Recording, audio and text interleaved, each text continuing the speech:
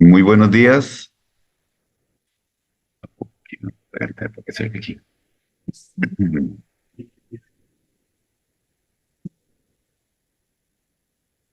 Buenos días a todos los que nos acompañan en este primer Congreso Ibero-Latinoamericano de Ética y Salud Pública, cuarto Congreso Internacional de Filosofía de la Salud Pública, Compromisos en la Salud Pública.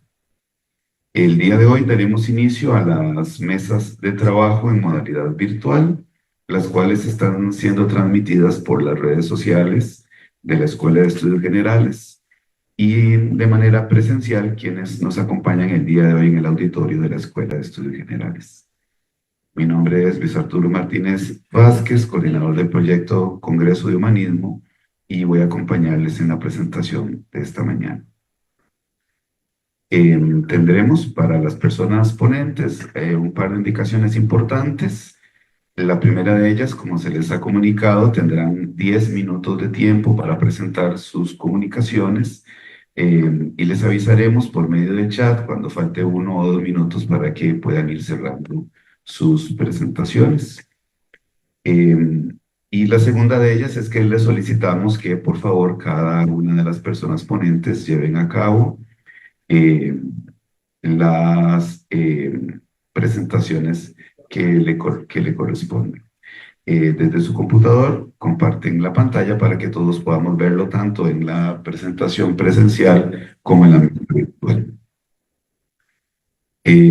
Dicho lo anterior, daremos paso entonces a la primera presentación a cargo del profesor Aníbal Astovisa, titulado Un estudio sobre la confianza de profesionales sanitarios en el uso de la inteligencia artificial dentro del sistema de salud español. Buenos días, profesor, bienvenido, gusto de saludarle. Hola, buenos días allí en Costa Rica, buenas tardes aquí en España. Voy a intentar compartir la pantalla, a ver si puedo. Vale. Aníbal, perdón, Aníbal, disculpa que te interrumpa, lo siento. Es que me está diciendo Victoria Martínez que no está pudiendo entrar a la sala y creo que tendría que estar aquí ahora mismo. Si podemos darle paso. Lo siento mucho, Aníbal, que te he interrumpido. No, nada. Ya le vamos a dar ingreso. Vale, muchísimas gracias. El profesor Astovisa. Vale, pues voy a intentar a ver si puedo poner en pantalla completa. Esto siempre se me da un poco mal, pero bueno. ¿Me dicen si se ve en pantalla completa?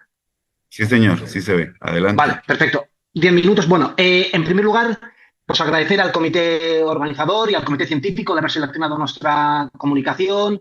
Es una lástima que no pueda estar allí con todos vosotros, pero bueno, espero que estéis disfrutando y que tengáis pura vida.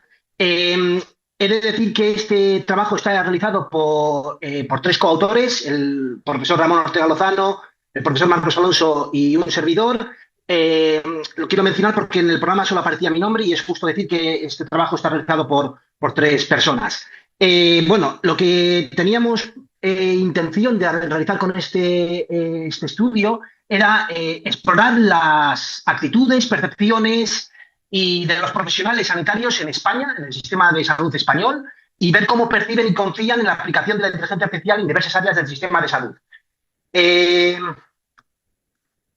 La metodología que hemos utilizado ha sido recopilación de datos realizada a través de una herramienta, una plataforma web que se llama SciToolKit, que permite pues, realizar encuestas o estudios de experimentos, en definitiva, y participaron 165 profesionales y estudiantes del ámbito de la salud en España. Lo hicimos a través del boca a boca o efecto bola de nieve. Esta es la referencia de la herramienta web y todos los datos y la información del proyecto lo albergamos en la Fundación para la Ciencia Abierta. En términos de datos demográficos, esta es una gráfica que muestra la distribución de edad de los participantes entre rangos de 18 a 24 hasta más de 56 años. De los participantes que registramos, 34% eran de 18 a 24 años, seguidos por un 26% de 25 a 35 años. También la distribución, bueno, esta es, digamos, una prueba de independencia para ver si los resultados esperados y los resultados observados y su distribución cumple una serie de requisitos y, bueno, más o menos describe lo que acabo de decir verbalmente, pues que del rango de edad de 18 a 24 años mayoritariamente fueron los que participaron y 25,35 los siguientes y, por tanto, son los que más representación tienen en esta cohorte o en nuestra muestra. La distribución por estudios completados, tenemos que eso es licenciatura, maestría, doctorado y otros, siendo la licenciatura la que mayor representación tiene. Esta es la prueba de chi cuadrado de independencia para valorar esta representación y que no sea una representación aleatoria, sino que sigue un determinado patrón específico, en este caso, que son profesionales con una determinada titulación.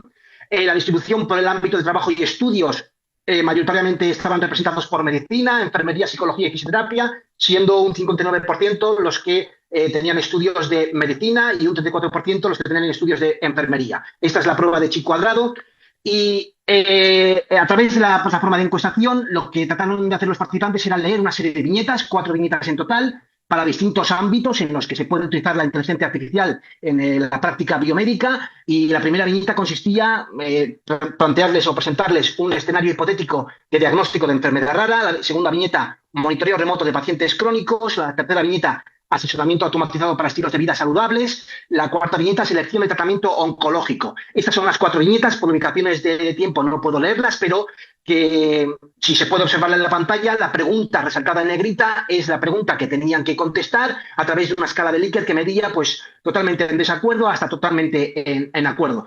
Estos son los datos que obtuvimos a través del análisis estadístico descriptivo y principalmente quienes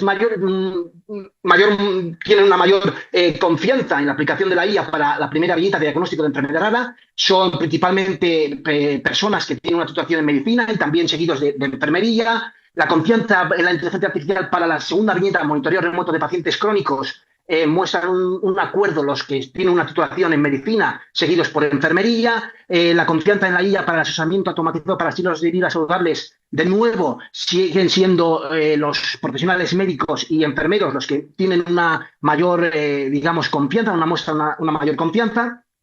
La confianza en la IA para la selección de tratamiento oncológico, aquí también, de nuevo, vuelve a recalcarse que los que tienen una titulación en medicina y enfermería se muestran de acuerdo. Y luego también, además de estos datos demográficos, introducimos una pregunta para análisis descriptivo de las respuestas de cuán familiares están o son con respecto a la inteligencia artificial. Es decir, si tienen una familiarización o conocen, en definitiva, las técnicas y distintas herramientas de la inteligencia artificial. Y se medía a través de una escala de Likert, de nada familiarizado a extremadamente familiarizado, y a través de esta pregunta desglosamos su familiaridad con la inteligencia artificial desglosado por grupos de edad, y vemos aquí en esta gráfica cómo entre las distintas franjas de edades de 18 a 24 hasta más de 56 se muestran las personas que tienen 36 o 45 años una mayor familiarización o están moderadamente familiarizados.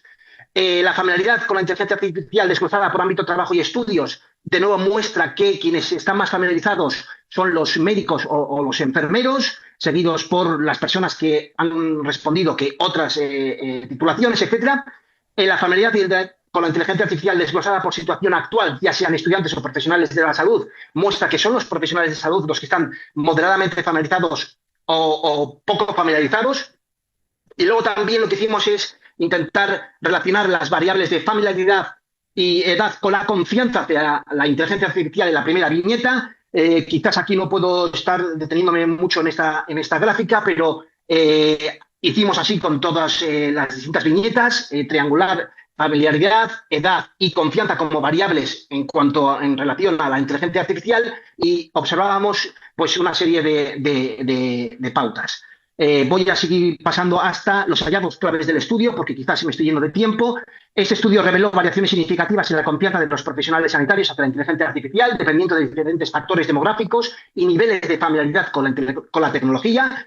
La familiaridad con la inteligencia artificial parece que influye positivamente en la confianza, destacando, nosotros creemos que esto se destaca, la importancia de la educación y la capacitación de los profesionales con respecto a el uso de este tipo de tecnología.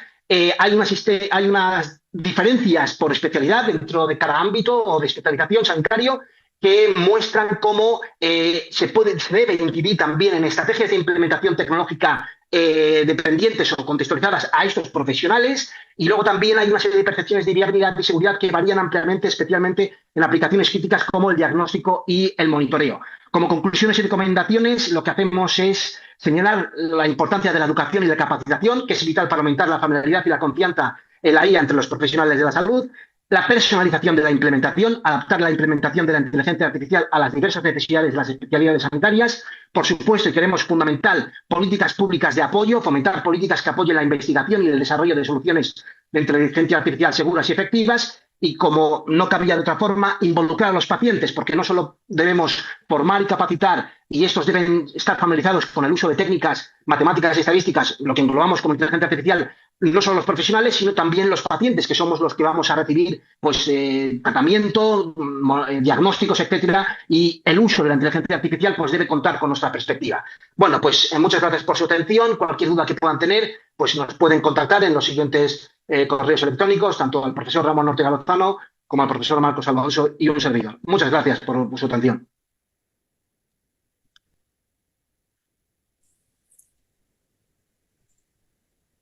Estupendo. Luis Arturo. Sí, adelante. Gracias, profesora Estovisa. Le quiero dar la palabra a la profesora María Victoria Martínez López, que a partir de ahora será a cargo de la moderación. Adelante, profesora. Sí, muchas gracias, Luis Arturo. Disculpad que he tardado un poco más en conectarme porque he tenido problemas técnicos. Si os parece, bueno, yo voy a moderar esta mesa y si os parece a los ponentes y al resto de asistentes para distribuir el tiempo debido a que van a faltar vamos a tener dos ausencias en esta mesa, que dividamos el tiempo de tal manera que contáis el resto de ponentes con un poquito más de 10 minutos, no mucho más de 10 minutos. Haremos dos bloques.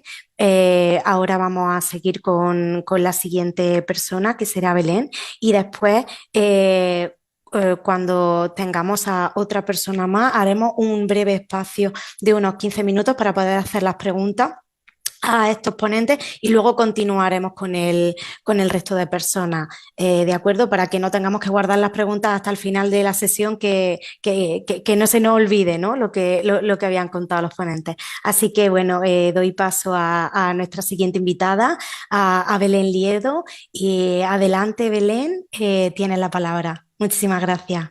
Fenomenal.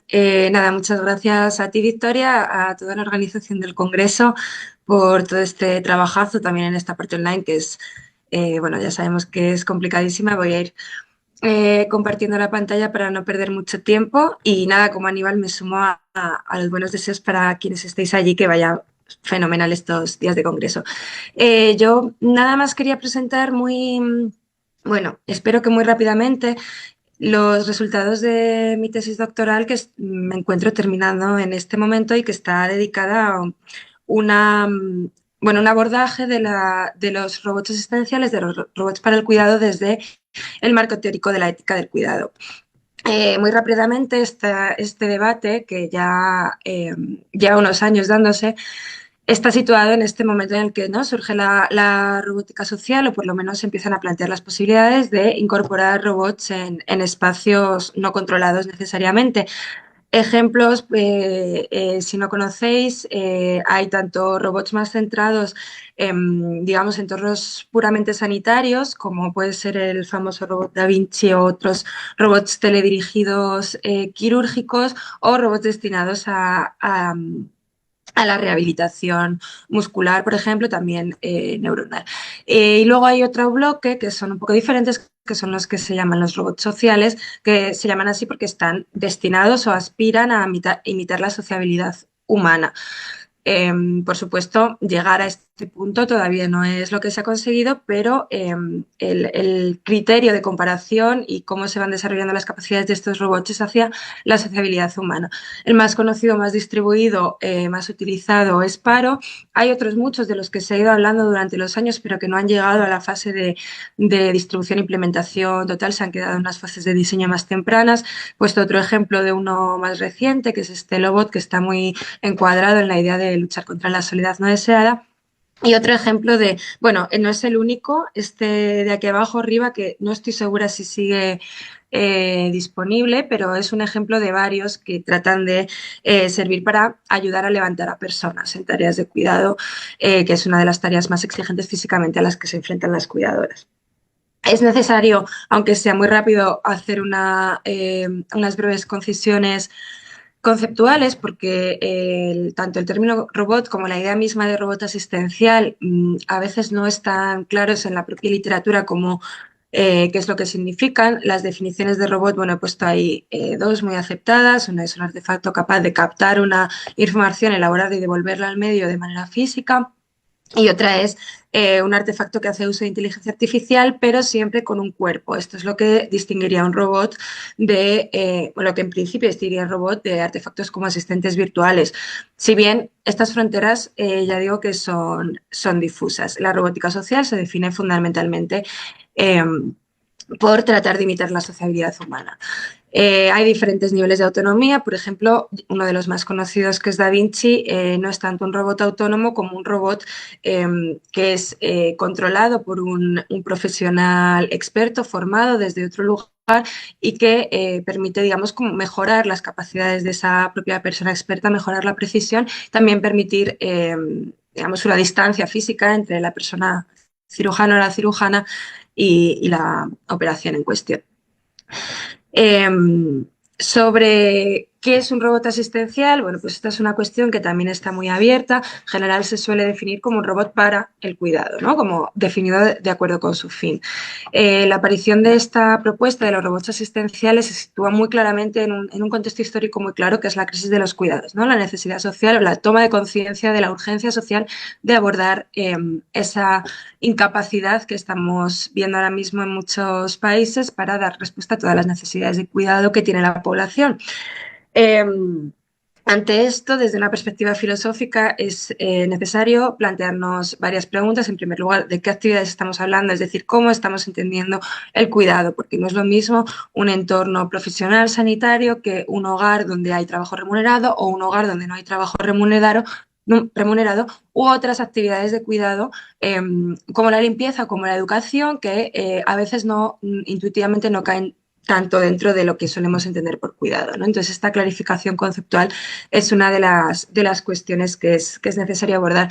Yo en mi tesis lo que he decidido es definir un robot como un robot asistencial como aquel que opera en espacios de cuidado, entendiendo un espacio de cuidado como aquel espacio de cooperación humana, siempre con tecnología ya siempre presente, cuyo fin principal es atender las necesidades de cuidado de cualquier tipo. Por lo tanto, un espacio de cuidados puede ser un hogar, pero desde luego también es cualquier tipo de institución sanitaria.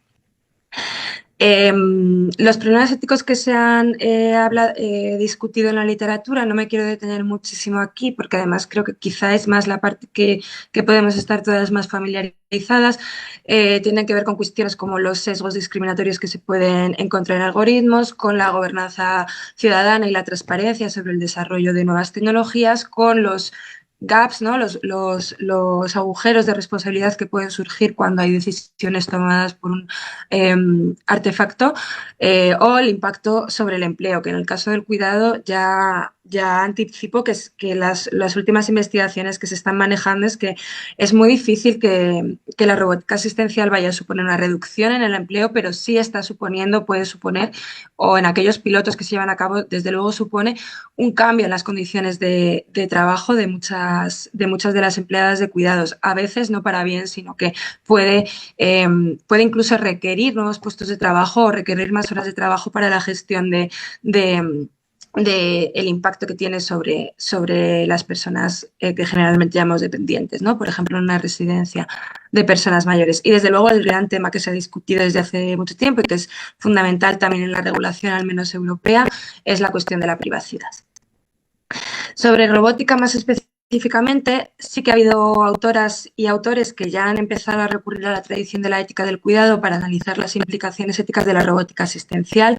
En general, se puede detectar una tendencia bastante clara a compartimentalizar estos problemas dentro de lo que podemos entender como la amenaza a la calidad del cuidado, ¿no? La idea de que introducir tecnología puede erosionar la calidad del cuidado que se ejerce, porque al fin y al cabo la tecnología, ¿no?, evidentemente, y desde luego con las capacidades actuales, no es capaz de sentir empatía, no es capaz de generar vínculos con las personas, es decir, que no podría entrar en las relaciones que solemos considerar centrales en el cuidado, ¿no? Y en este sentido se ha hablado mucho, bueno, del concepto de dignidad, algunos autores han manejado, aunque el concepto de dignidad siempre es complicado de operacionalizar, ¿no? Pero la idea de que cuidar con máquinas sería un poco no respetar la dignidad de, por ejemplo, las personas mayores, que podría generalizar el uso de robots para personas mayores o para otros grupos sociales, podría agravar los problemas que ya existen de soledad en estos grupos.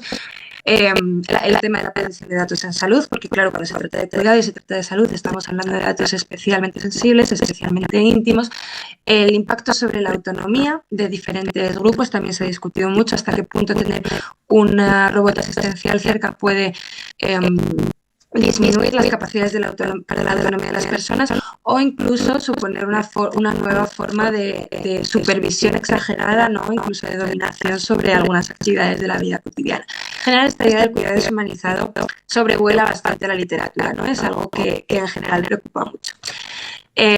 Aquí os pongo simplemente la referencia de una revisión que, bueno, ya tiene 3 años y este tema avanza muy rápido, pero sigue siendo útil, que hicieron unas compañeras de aquí de España, Julia Pareto y sus directoras de tesis, Begoña Román y Carmen Torres, sobre los temas principales que se han abordado en la literatura sobre robots sociales asistenciales, ¿vale? Específicamente los que son sociales y además destinados para el cuidado. Y ahí veis cuáles son los que más se han discutido. Claro, sobre la cuestión con la ética del cuidado es que a menudo recurrimos a ella fijándonos solo en la parte en la que la ética del cuidado quizás fue más novedosa o quizás supuso más una ruptura con paradigmas previos, que es el análisis de las relaciones interpersonales, que es ¿no?, dar categoría de ética a la parte de la moralidad que tiene que ver con las relaciones interpersonales, paradigmáticamente la maternidad, aquello que se da en el espacio privado, en el espacio íntimo, etcétera, que había sido olvidada por otras tradiciones.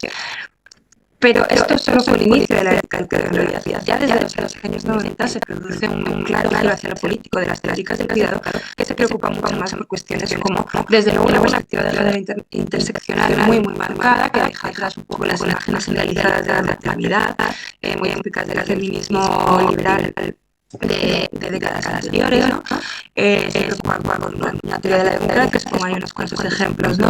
La operacionalización de los principios del cuidado en políticas públicas, una crítica al rol de la familia nuclear en este olvido de lo público acerca de las responsabilidades de cuidado, y luego una preocupación general por el reparto justo de las responsabilidades de cuidado entre toda la población, trascendiendo o siendo capaces de ir más allá de las de género y de otro tipo que existen hoy en día, ¿no? Entonces, a partir de este marco, es importante que nos preocupemos por muchas más cosas que el efecto de los robots en las relaciones interpersonales del cuidado, en las relaciones micro de lo de cuidado, aunque por supuesto esto sea sin duda muy importante. Aquí pongo simplemente una lista, pero bueno, es un poco general, ¿no? Tampoco tendremos tiempo a analizar en muchísimo detalle, ¿no? Sí que se quedan aquí arriba algunas de las aportaciones previas y más explícitamente utilizadas en el marco de la ética del cuidado, algunas más acordes a una perspectiva más política y otras menos.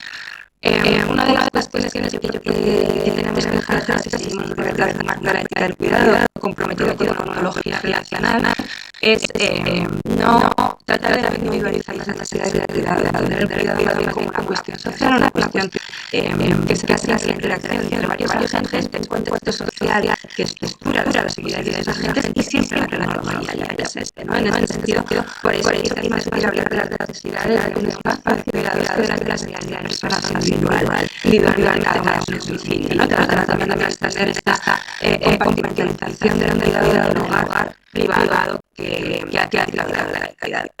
En ese mismo sentido, también creo que es importante que debemos hablar de las normalizaciones de necesidad, lo que lo conciben como algo de la tecnología no tiene nada que ver, ¿no? Como la tecnología es algo muy frío, sin embargo la cualidad es algo muy íntimo, muy emocional, muy cálido al fin y al cabo. Pero en realidad la tecnología sí está presente en las áreas de cuidado, desde hace muchísimo tiempo y las historiadoras feministas de la tecnología lo hablamos desde hace tiempo, como son los estudios clásicos de Ross Howard sobre los impactos de las electrodomésticos en el hogar a finales del siglo XX en Estados Unidos y otros estudios que nos muestran una correlación clara entre los desarrollos tecnológicos y los desarrollos tecnológicos que ya han estado modificando en los sistemas de cuidado sin que por ello llamamos de cuidado. No es que la verdad todo el mundo está más o menos de acuerdo en que el tiempo en las máquinas que sustituir a los humanos en las áreas que implican más actividad está literatura, ¿no? O sea, vamos a hablar más bien de la cooperación que todos ahorrar las operaciones entre los humanos y máquinas. La cuestión de la discapacidad de la atención es fundamental en este tema porque muchos de los robots están diseñando especialmente para círculos colectivos que se llaman dependientes o que se llaman vulnerables. Y por tanto, ¿cómo entendamos la discapacidad? Que seamos capaces de incorporar una perspectiva social de la discapacidad. Cómo entendemos la vulnerabilidad de forma no estigmatizante y mano para el humanista será el territorio del experto Gaiman, estos robots. También creo que es importante trascender las barreras de cuidado familiar, ¿no? Entender que cuando se habla de la universidad se está hablando de muchos lugares sociales donde la ciudad se está ejerciendo de estas maneras y tratar de dejar un poco atrás la imagen de la maternidad arquetípica, lo que puede traer y algunos problemas que están ocurriendo en nuestros azas, ¿no? Para no extenderme mucho, quiero subrayar la cuestión de las empleadas de cuidados, que las empleadas de cuidados, desde este punto de vista de utilizar el femenino genérico, hay muchísimos tipos de muchísimas horas en muchísimas situaciones diferentes. Pero sí hay un trato de trabajadores de los cuidados que han estado y siguen estando marcadamente, o sea, sujetas a unas condiciones muy vulnerables. Y un ejemplo es que en España acabamos de escribir el convenio 189 de la OIT el año pasado y hasta entonces no gozaban ni siquiera las empleadas del hogar de los mismos derechos que el resto de trabajadores. Aún así todavía muchas problemáticas como las enfermedades laborales, etcétera, están no suficientemente reconocidas. Por lo tanto, si estamos hablando de un colectivo cuya representación ya es deficiente y cuyo reconocimiento ya es deficiente, es muy importante que tengamos en cuenta sus necesidades cuando estamos hablando de un diseño justo de robots, porque es fácil que no estén presentes estas necesidades en nuestras investigaciones. Y como no me quiero extender muchísimo más, quiero subrayar que estamos hablando de un momento, una crisis que sí es importante y creo que esto es fundamental cuando adoptamos una perspectiva de cuidado, que la crisis de cuidado no es un fenómeno espontáneo que haya ocurrido en los últimos años como consecuencia natural de el envejecimiento de la población y de la incorporación de las mujeres al cuidado fuera del hogar, al trabajo fuera del hogar, perdón. En realidad, las mujeres han estado trabajando fuera del hogar toda la historia en diferentes configuraciones y con diferente reconocimiento. Lo que vemos hoy en día es una expresión más de la insuficiencia y la inadecuación de los modelos de cuidado con los que nos organizamos socialmente. Pero para poder atajarle, poder comprenderle y poder entender qué es el cuidado y cómo queremos que sea el cuidado, es imprescindible que entendamos esta contextualización histórica de dónde venimos y ya luego a dónde queremos ir. He ido rapidísimo, espero no haberme pasado el tiempo y que se me haya entendido algo, pero bueno, muchísimas gracias a todas. Muchas gracias a ti, Belén, por compartirlo y por ajustarte en la medida de lo posible al tiempo. Tenemos a nuestro siguiente invitado, a Adrián Villalba Felipe, que nos va a hablar de Epigenome Editing, es que no sé cómo se pronuncia, and Same Sex Reproduction and Ethical Analysis. Ahora nos aclara las dudas de qué es esto. Adrián, muchísimas gracias. Adelante, tienes la palabra.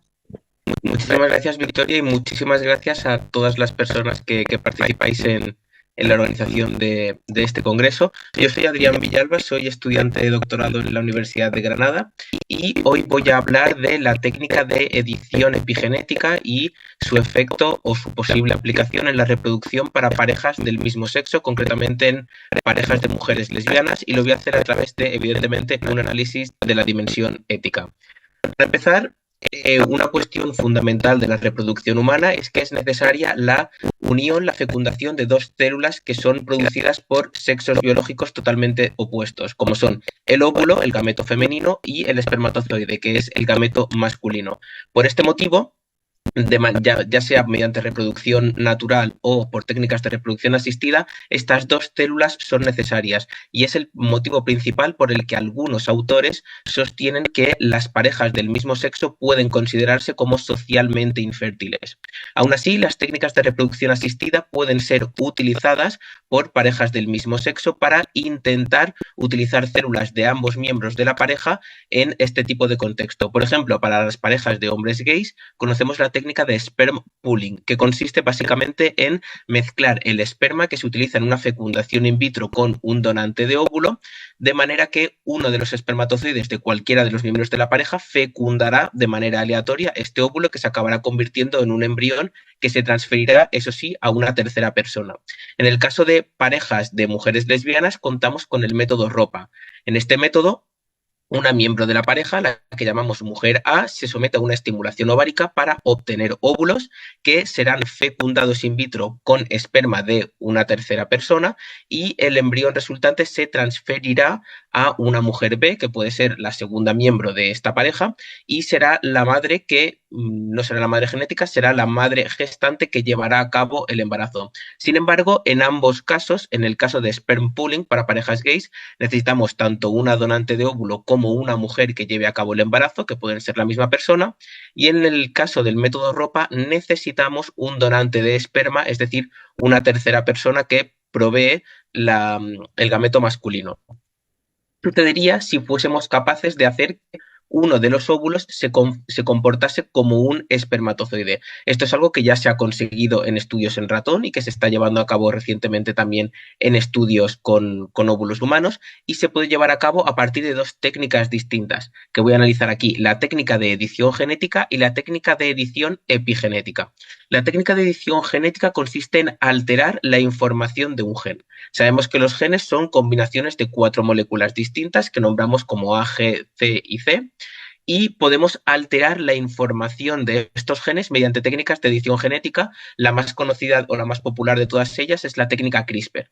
Sin embargo, también podemos llevar a cabo hoy en día técnicas de alteración, de edición epigenética, que lo que alteran es el funcionamiento de los genes, es decir, podemos apagar, encender o reducir, alterar el funcionamiento de los genes de una manera cuantitativa sin alterar su información, sin alterarlos de manera cualitativa. De esta manera podríamos decir que la edición genética es una edición cualitativa, mientras que la edición epigenética es una edición cuantitativa.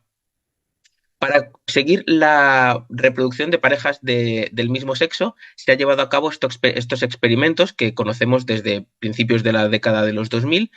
Podemos editar genéticamente algunos genes que se encuentran presentes en óvulos de ratón para conseguir que este óvulo genéticamente sea idéntico a un espermatozoide, se fusionará con este óvulo y cuando se convierta en un embrión, se lleve a cabo la fecundación, se transferirán a una ratona que producirá un ratón que será bimaterno. Esto se ha llevado a cabo con edición genética a principios de la década de los 2000, se ha repetido en la década anterior con técnicas de edición genética mucho más sofisticada, y lo que tenemos ya en esta década son técnicas de edición epigenética, es decir, podemos alterar el funcionamiento de algunos genes del óvulo para que esta célula se comporte como si fuese un espermatozoide sin alterar realmente la información que se encuentra en este óvulo. Y esto es muy importante porque esta célula no se encuentra con una alteración genética que vaya a ser transmitida a la descendencia. Esto es algo que comentaré más tarde. Y con la edición epigenética podemos conseguir tanto ratones que son bimaternos como ratones que se obtienen a partir de un único óvulo, aunque de esta última técnica no hablaré en esta presentación. Voy a analizar a partir de ahora la permisibilidad de esta técnica, es decir, si creemos que es éticamente aceptable llevarlo a cabo con humanos o no para la reproducción de parejas del mismo sexo, notablemente de parejas de mujeres lesbianas, a través de 3 ángulos. El primer ángulo que voy a nombrar es el del daño individual y social. La primera pregunta que me hago es si hay alguien que se encuentra perjudicado en este proceso. Aquí tenemos una doble perspectiva, la perspectiva de la futura persona, es decir, el embrión bimaterno que se ha obtenido ya sea por edición genética o por edición epigenética de un óvulo, y es difícil argumentar que alguien puede sentirse perjudicado o que exista algún tipo de daño a una futura persona dependiendo del origen de sus gametos. De hecho, tenemos estudios cuantitativos en los que se han analizado los orígenes de los embriones en algunos individuos y sabemos que no existe ningún tipo de afectación ni a nivel de salud ni a nivel psicológica entre aquellos individuos que se han formado a partir de embriones que vienen de reproducción natural, del coito, o que vienen de embriones que se han producido por fecundación in vitro, por técnicas de reproducción asistida. Si bien en ambos casos se obtienen con gametos que son óvulos y espermatozoides, también sabemos que existen técnicas como la clonación en la que los gametos no son óvulos y espermatozoides como tradicionalmente conocemos, y aunque es cierto que la clonación tiene su propia serie de problemáticas a nivel ético, ninguna de ellas está relacionada con el origen de los gametos, sino mayoritariamente con la instrumentalización del futuro individuo o con la identidad del mismo. Otro argumento que tenemos para esgrimir que no existe daño o que no se perjudica a la futura persona con la edición genética o epigenética de óvulos es el problema de la no identidad. Sabemos que muchos autores apoyan que la existencia siempre es mejor que la no existencia, salvo en algunos casos muy puntuales, en vidas que se consideran que no vale la pena haber sido vividas cuando existe una enfermedad fatal que produzca una muerte muy temprana. Por lo tanto, si tenemos en cuenta lo que comentan estos autores acerca del problema de la no identidad establecido por Derek Parfit, por este filósofo inglés, creemos que no existe ningún tipo de acción dentro de estas técnicas que puedan causar un daño directo al futuro individuo. Y por último, la naturaleza del individuo. Esto es algo que ya se ha debatido con otras técnicas de reproducción asistida que involucran gametos artificiales o gametos sintéticos, donde queda la moralidad en un individuo que se puede haber obtenido a partir de embriones naturales o de embriones sintéticos. Sin embargo, gracias a la falacia naturalística, sabemos que no podemos atribuir propiedades morales a la naturaleza, con lo cual utilizamos estos tres argumentos para afirmar que no sería perjudicada la futura persona en el caso de que se utilice una técnica de edición tanto genética como epigenética para la reproducción de parejas del mismo sexo. Esto a nivel individual. A nivel social tenemos que pensar también en la perspectiva de los futuros padres. Hoy en día en muchos países, sobre todo en los occidentales, las parejas de mujeres lesbianas tienen total acceso a la adopción y a maternidades no biológicas, con lo cual entendemos que si este tipo de estructuras familiares pueden llevar a cabo maternidades sociales, maternidades que no son biológicas, sería difícil esgrimir que habría algún tipo de daño en el caso de que estas maternidades fuesen acompañadas también de algún tipo de herramienta biológica para crear una conexión genética entre las madres y la futura descendencia. Y un segundo punto que ya es más complicado es la predeterminación del sexo.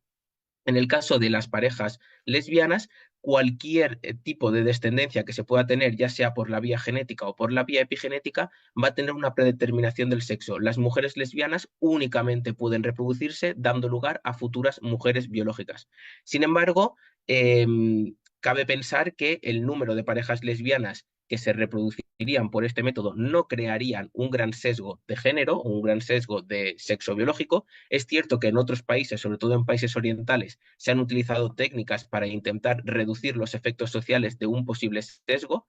Sin embargo, creemos que en los países occidentales este tipo de sesgo no sería importante porque el hecho de existir esta técnica ya permitiría que muchas parejas del mismo sexo pudieran tener asegurada su descendencia y además también sabemos que el sexo biológico y el género no tienen por qué tener una continuidad o una correlación exacta a nivel social, con lo cual creemos que no sería problemático y esto es algo que mencionaré también a continuación. El segundo ángulo con el que quiero explorar esta técnica es el de la reproducción responsable. Ya he explicado que podemos llevar a cabo edición genética y edición epigenética con el mismo objetivo. Sin embargo, ambas técnicas, ambos medios son igual de aceptables a nivel ético.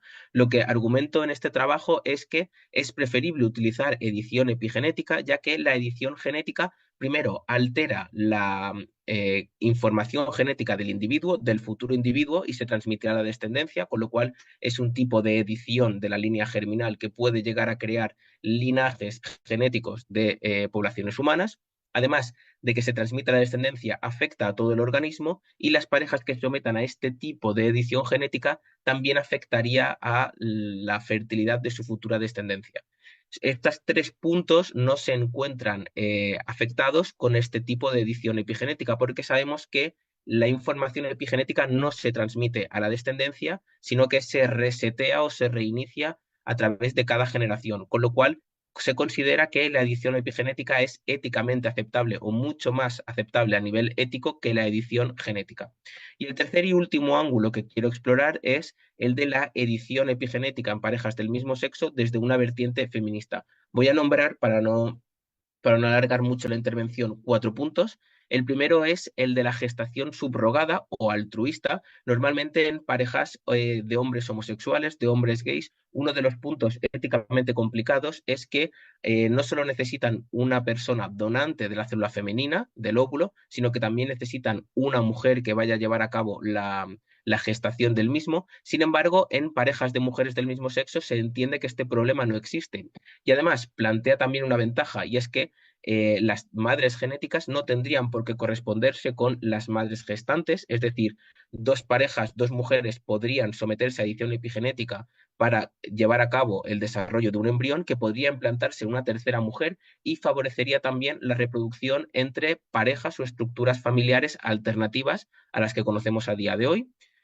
Otro punto también interesante es el del sexo, el género y la autoidentificación. Hoy en día sabemos que el género no tiene por qué corresponderse o autoidentificarse con el sexo biológico, pero es que además este tipo de edición epigenética permitiría a muchas de estas personas que no identifican su género social con su sexo biológico generar gametos femeninos o gametos del sexo opuesto que podrían utilizar en técnicas de reproducción asistida.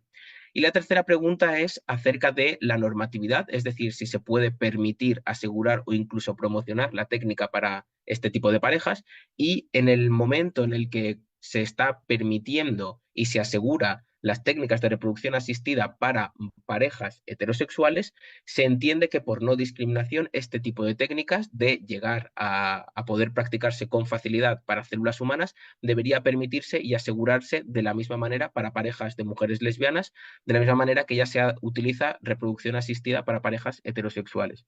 Y por último, el hecho de que existan embriones bimaternales que no se han formado a partir de espermatozoides, sino únicamente a partir de óvulos, nos surge a una redefinición del término biológico de embrión, que hasta ahora es la unión biológica y celular de un óvulo y un espermatozoide. Sin embargo, por los experimentos que hemos visto en ratones, sabemos que estos embriones se desarrollan de la misma manera que embriones que se han formado a partir de óvulos y espermatozoides, ya sea por reproducción asistida o por métodos naturales, con lo cual en una de las líneas de colaboración que tenemos con investigadores como Íñigo de Miguel, ya estamos trabajando en esta posible redefinición del término biológico de embrión y sus posibles consecuencias éticas y normativas. Como conclusiones, la técnica de edición epigenética o epigenómica para la reproducción entre personas del mismo sexo se presenta como un método éticamente aceptable para parejas de mujeres lesbianas, no se observa un daño significativo para los futuros hijos y se superan las preocupaciones éticas de la edición genética tradicional. Gran parte de este trabajo se encuentra publicado este año en el artículo Queering the Genome, Ethical Challenges of Epigenome Editing in Same-Sex Reproduction, publicado por mí en la revista Journal of Medical Ethics, y las futuras líneas de investigación que estoy llevando a cabo a partir de este trabajo se centran en estos 3 puntos. Si es permisible o no la predeterminación del sexo en la descendencia. La Convención de Oviedo ahora mismo no permite la predeterminación del sexo en técnicas como el diagnóstico genético preimplantacional, donde se puede elegir entre sexo masculino o sexo femenino, siempre a nivel biológico. Sin embargo, en esta técnica no existe una selección, sino que el sexo biológico ya se encuentra predeterminado. Un segundo punto a estudiar es si la disminución en la autonomía reproductiva de esta técnica, porque el sexo ya viene predeterminado, es global o localmente aceptable, porque también permitiría que parejas, sobre todo mujeres lesbianas que se consideran socialmente infértiles, puedan acceder a tener autonomía reproductiva. Entonces me encuentro ahora mismo estudiando este tipo de balance entre autonomía reproductiva local y social. Y por último, si el caso de la técnica de edición epigenética para parejas del mismo sexo sería aplicable o sería éticamente aceptable en casos de autorreproducción, en el caso de que una mujer quiera utilizar uno de sus óvulos para generar embriones que serían unimaternales.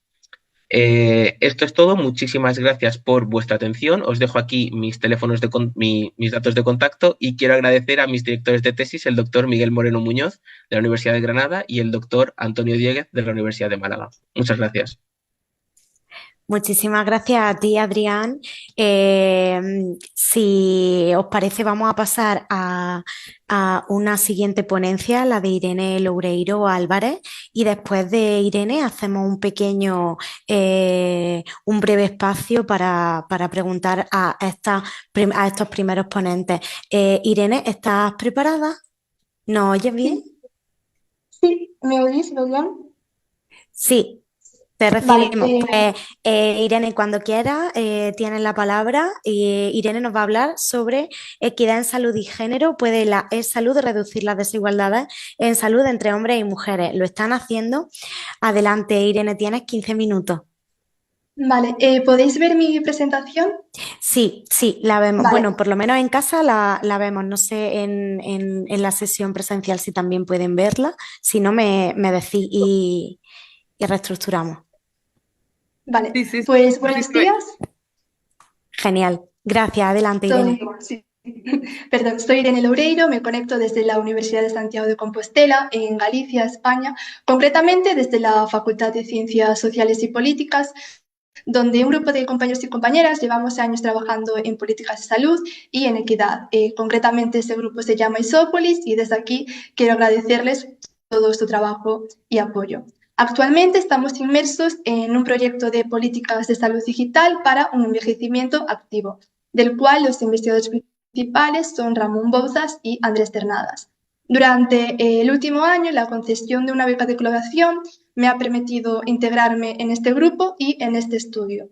Y junto a Andrés Ternadas, en armonía con el resto del equipo, hemos estado trabajando en el título de esta presentación, como ya bien ha presentado Victoria. Para intentar darle respuesta, partimos de un breve contexto, luego expondré nuestra propuesta metodológica, haré un avance de los resultados más generales y presentaré las líneas al futuro en las que seguimos trabajando. Bien, pues la Organización Mundial de la Salud determina que el acceso y la utilización de los servicios de salud son dos aspectos esenciales para poder gozar de bienestar y alcanzar la equidad sanitaria. En este sentido, la atención sanitaria representaría en sí mismo un determinante social de la salud. Con la introducción de la tecnología en los servicios sanitarios aparece una nueva forma de acceso y uso, que sería la salud electrónica o la e-salud, que podríamos definirla simplemente como la introducción de servicios sanitarios que utilizan las tecnologías de la información y la comunicación. Sin embargo, existen otros factores que también interferirían en la equidad sanitaria. La Comisión de los Determinantes Sociales de la Salud destacan el género, el nivel de ingresos, el empleo, el nivel educativo, la etnia a la que se pertenece y el lugar de residencia. Este estudio se centra en uno de ellos especialmente, que sería el género. Además, en línea con la agenda de los Objetivos de Desarrollo Sostenible para 2030, este estudio está muy vinculado con los objetivos 3 y 5. El 3, que sería garantizar la salud y promover el bienestar, y el quinto, que pretende alcanzar la igualdad de género. Cuando hablamos de desigualdades de género en la salud, hacemos referencia a aquellas diferencias entre hombres y mujeres que pueden ser inevitables, injustas e innecesarias. Como señala la OMS, no se trataría solo de que añadiésemos años a la vida, sino también de que añadiésemos salud a esos años. Siguiendo esta lógica, es muy importante ir más allá de aquellos estudios que se centran en las tasas de mortalidad o la esperanza de vida. Como han indicado pasados informes de la OMS, aunque sí es cierto que las mujeres vivan más años, eso no significa que vivan con una mayor salud.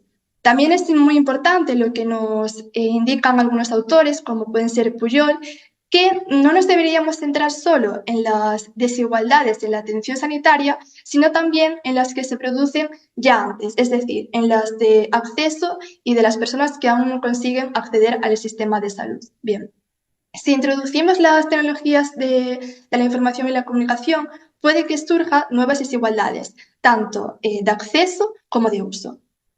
Partiendo de este contexto emerge el objetivo principal de este estudio, sería observar si persisten las diferencias de género en la percepción de la propia salud y en las actitudes hacia las herramientas de la e-salud. Y para ello es necesario incluir las diferencias en el uso de las tecnologías de la información y la comunicación por parte de hombres y mujeres, es decir, abordando la brecha digital de género. Por tanto, trabajamos con 3 dimensiones principales: la salud autopercibida, el uso de las TIC y las distintas actitudes hacia la salud electrónica. Para intentar cumplir con esto, lo primero que hemos hecho ha sido una revisión exhaustiva de la literatura científica, usando como fuentes Scopus, Web of Science, PubMed, Dianet y Scielo. En segundo lugar, hemos consultado bases de datos provenientes de barómetros sanitarios, del Instituto Nacional de Estadística y del Observatorio Nacional de Tecnología y Sociedad, siempre desde una perspectiva de género. Y el tercer punto es en el que estamos aún trabajando. Y en el año 2018, mis compañeros Barral, Bouzas, Fernández y Cernadas elaboraron una encuesta donde estudiaron las distintas actitudes hacia la salud electrónica por parte de la población española. En el año 2025 se repetirá este estudio cuantitativo y una vez tengamos todos los datos recogidos, podremos analizar las diferencias que se han producido o no en cuanto a estas desigualdades de género en torno a la salud y a la salud electrónica. Me gustaría señalar también que es muy interesante que de esta forma conseguimos tener un punto prepandemia, que sería el año 2018, y pospandemia, que sería el año 2025. Bien, la revisión de la literatura científica nos ha permitido identificar cuáles son las principales teorías y paradigmas con las que se trabaja a la hora de tratar, dar explicación a estas desigualdades de género, tanto en el uso de la tecnología como de la salud y de la e-salud, y parece existir un gran consenso sobre la peor percepción de la salud por parte de las mujeres. En esto tendría un gran papel el rol de cuidadoras, ya que es muy elevado el porcentaje de mujeres que manifiesta que ejercer cuidados ha supuesto un deterioro tanto en su salud mental como física. Esto vendría a jugar un papel muy relacionado con el uso de la salud electrónica, ya que, por un lado, al tener una peor percepción de la salud, vamos a intentar utilizar más estas herramientas. Por otro lado, el hecho de también hacernos cargo de los miembros del hogar hace que tengamos que recurrir más a las tecnologías de salud, pero, sin embargo, dado que los cuidados son un trabajo aún muy poco reconocido, se podría pensar que las mujeres reciben menos apoyo para utilizar las herramientas de salud. Este papel, junto con otros factores como la edad, el nivel de estudios y el nivel de ingresos, juega un papel muy importante en las desigualdades que se producen en el uso de las TIC y de la salud electrónica. En relación al uso de las TIC, sí es cierto que ya está bastante equiparado el número de usuarios y usuarias. Se habla ya de un 90% de la población, tanto femenina como masculina, que usan las nuevas tecnologías. Sin embargo, lo que sí persiste son los distintos usos que se hacen. Mientras los hombres podrían usarlo más para el ocio, sí que es cierto que las mujeres podrían intentar relacionarse más con la salud por medio de la informática. Y en cuanto a las herramientas de salud electrónica, se identifica que las diferencias no están solo en el uso, sino también en otros aspectos como el apoyo recibido, el interés que se manifiesta, qué distintos usos se hacen o qué herramientas se usan y cuáles no, y también en las demandas y necesidades que presenta cada sector de la población. Lo que podemos empezar a concluir es que la incorporación de las TIC en los servicios sanitarios genera nuevas diferencias entre hombres y mujeres con relación a usos y actitudes hacia la salud electrónica. Bien, y con la información recopilada, lo que hemos podido hacer ha sido elaborar una serie de hipótesis que se contrastarán con las encuestas 2018 y 2025. Así, a grandes líneas, pues serían que las mujeres tendrían una peor percepción de su estado de salud, que la brecha digital de género tiende a desaparecer, pero no los distintos usos que se hacen de la tecnología, que los hombres y las mujeres hacen un uso distinto de las herramientas de salud y presentan distintas actitudes. Y para terminar, los estudios anteriores parecen indicar que uno de los factores más relevantes en esto sería la edad. Es decir, a medida que envejecemos, se acusarían las diferencias. Se nos abren así grandes líneas en las que estamos trabajando y que podremos seguir avanzando resultados y, con todo, concluir que la incorporación de la perspectiva de género en el estudio de la salud es clave si buscamos una equidad sanitaria. Por último, hemos añadido la bibliografía principal utilizada para esta presentación y solo me queda agradecerles su atención y a todo el Congreso y a los asistentes. Muchísimas gracias, Irene. Tenemos un tiempo ahora que podemos dedicar a preguntas. ¿Hay alguien en casa que quiera preguntar algo a Aníbal, a Belén, a Adrián o a Irene?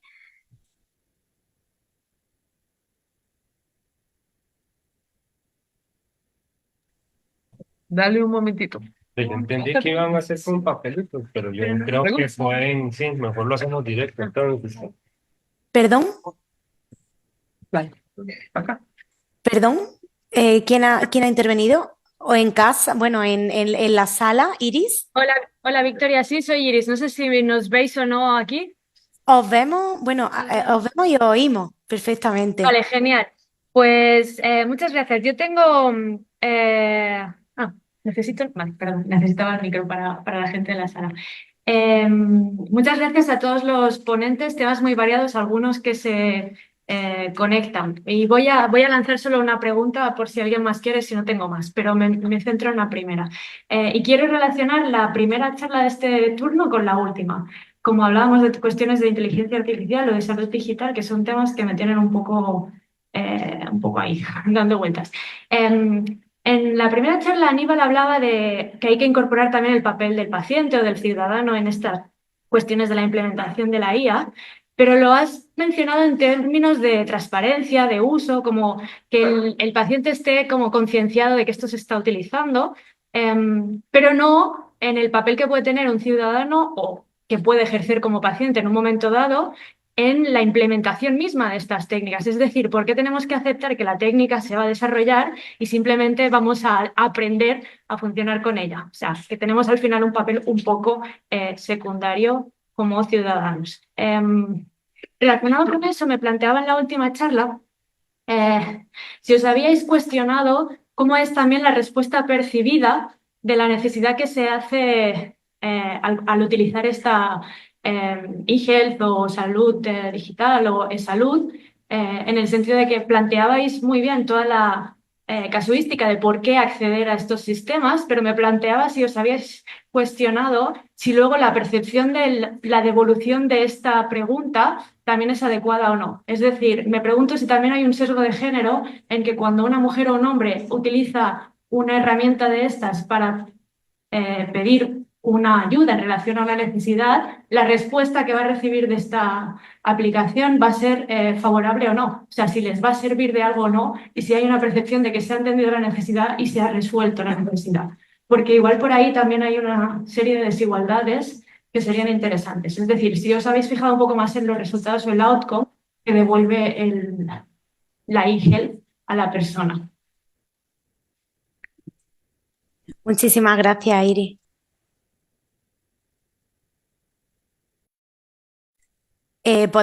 Creo que podemos hacer pregunta y respuesta.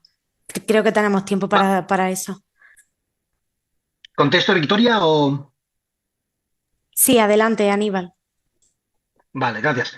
Gracias, Iris, por la pregunta. Esto me recuerda a una cita que se le atribuye a Henry Ford, que, como todos sabemos, es el que inventó el vehículo por combustión, no, pero sí que el que desarrolló el modelo T9, que es el que ha dado pie pues, toda la revolución y transformación del transporte a motor.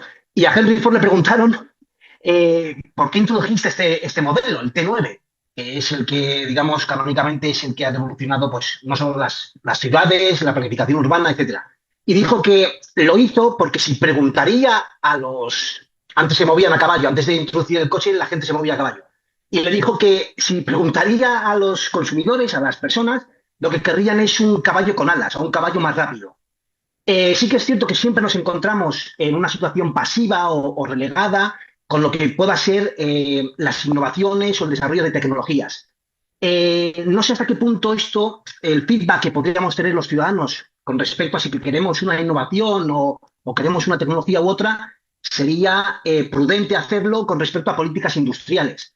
Pero sí que es cierto que ante esta pregunta, yo como ciudadano y tú, Iris, como ciudadana, pues más bien nos encontramos en una situación de asimetría de poder, ¿no? El desarrollo y la innovación tecnológica sucede y nosotros nos adaptamos o no hay otra forma más que adoptar esa tecnología, porque de otra forma, por los efectos de masa crítica, imagínate si tú pues no llevas un móvil, pues quizás sí te conviene comunicarte por otras vías, pero no tener móvil en una sociedad como la que vivimos ahora mismo, pues sería difícil. Eso trasladado al campo o al contexto sanitario, pues creo que para los profesionales sanitarios la IA puede introducir eficiencia, puede introducir una mejor gestión de los datos de las personas, de los pacientes, y rechazar la innovación o la tecnología, pues no sé qué supondría para la gestión hospitalaria, la gestión de la práctica médica, pero sí que es cierto que siempre nos encontramos en la ciudadanía y la sociedad en general pues a rebufo de lo que pueda ser la innovación y las políticas industriales o simplemente el que una compañía introduzca una tecnología en el mercado.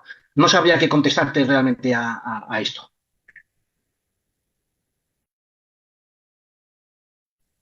Bueno, muchas gracias por la pregunta, es muy interesante. Supongo que daré una respuesta más desde un enfoque de políticas públicas.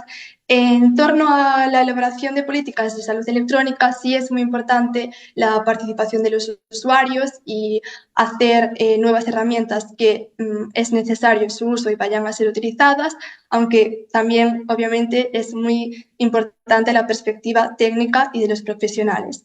En cuanto a lo comentaba, si existe un sesgo de respuesta en cuanto a cuáles son los servicios que se ofrecen, sí lo hemos tenido en cuenta y en este repaso de la literatura, claro, es que las diferencias en salud provienen ya de diferencias en el estudio. Siempre el estudio se ha centrado más en enfermedades masculinas que femeninas.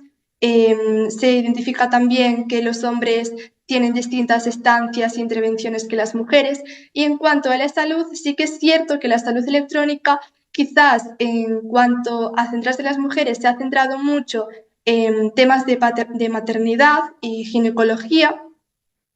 Y desde la perspectiva del paciente, lo que puede ofrecer la salud electrónica pues serían más cuidados, una relación más directa con el servicio de atención médica, pero también tenemos que tener en cuenta que los usuarios no quieren perder el trato humano con su especialista y que también nos debemos adaptar a muchos grupos de la población, como pueden ser las personas mayores y contar con ellas para estos procesos de elaboración, o las personas que tienen alguna discapacidad, puede ser visual o motora, y van a tener que ofrecerles unas herramientas de salud electrónica adaptadas a ellos. Así que se debe tener en cuenta el género, pero también otros aspectos como lo que decía, la edad y las discapacidades. Muchísimas gracias, Belén. Creo que quieres intervenir también con respecto a esto, ¿verdad?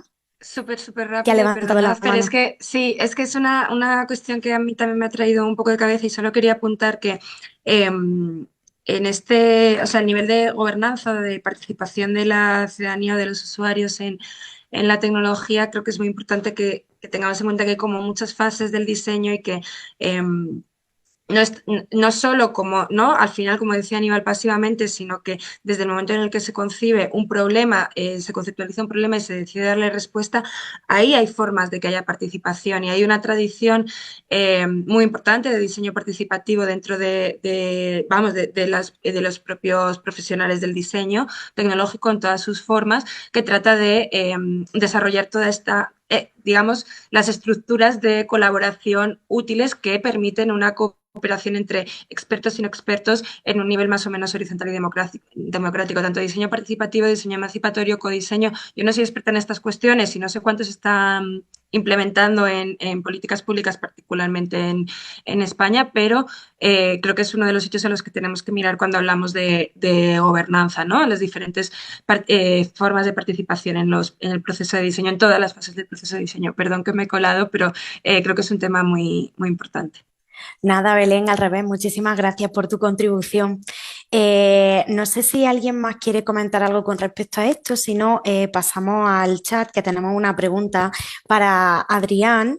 Voy adelante con la pregunta. Dice Héctor Andreu, yo quería preguntar a Adrián por qué los embriones gestados a través de las conexiones epigenéticas entre mujeres solo pueden ser mujeres. Creo que ha comentado eso, si no me equivoco. Adrián, si puedes responder a Héctor. Sí, muchas gracias, Héctor, por la pregunta.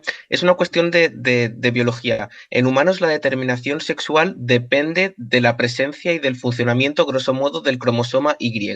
De esta manera, el cariotipo, no, los cromosomas de las mujeres, los cromosomas sexuales son XX y de los hombres XY.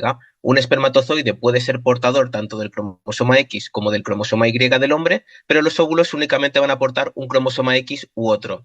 Esto es importante a nivel bioético porque si utilizamos óvulos que se comportan como espermatozoides, únicamente van a ser portadores del cromosoma X, con lo cual la reproducción entre dos mujeres siempre va a predeterminar el sexo, siempre va a resultar en un embrión XX. Esto tiene, pues bueno, implicaciones a nivel de lo que comentaba, la Convención de Oviedo prohíbe la predeterminación del sexo, sobre todo porque cuando una pareja heterosexual se reproduce por técnicas de reproducción asistida, por diagnóstico genético preimplantacional, se puede saber si el embrión que se va a transferir es XX o XY. Y esto es un poco lo que se quiere evitar, que se haga este tipo de selección no terapéutica. Cuando hay mutaciones en el cromosoma Y y enfermedades asociadas a esto, sí que se sabe que el diagnóstico genético preimplantacional se puede utilizar con motivos terapéuticos. Pero bueno, cuando aquí lo que tenemos es reproducción no terapéutica, pues conlleva su propia problemática. Muchísimas gracias, Adrián. Pues en la sala hay alguien más que quiera intervenir o que quiera hacer alguna pregunta. Si no, pasamos al resto de presentaciones y de todas maneras al final, como vamos a tener unos minutos, si queremos volver de nuevo a estas presentaciones, podremos retomarlas brevemente. Desgraciadamente, a pesar de que en el programa aparece que Francisco Javier Gil Martín y Maricela Balán Gómez iban a presentar, finalmente no van a poder estar con nosotras. Así que son Campbell Sinclair, no sé si estás por ahí.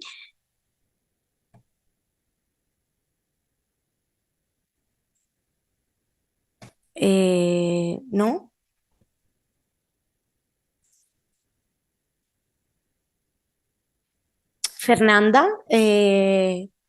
Fernanda Ledesma, ¿está por ahí?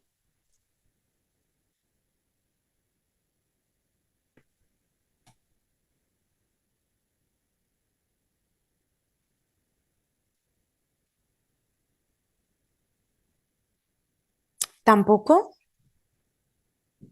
Presencialmente tampoco está, ¿verdad? No, acá no se encuentra.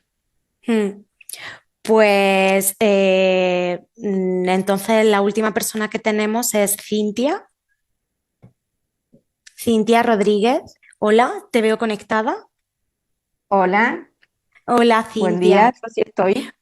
Sí, pues bueno, no estaba previsto así, pero vamos a tener entonces muchísimo tiempo para poder dedicarle. Así que adelante, si quieres, tienes la palabra. Cintia nos va a hablar sobre la relación entre ética, la salud pública y los retos medioambientales. Muchísimas gracias, Cintia. Adelante, tienes la palabra. Bueno, voy a intentar compartir.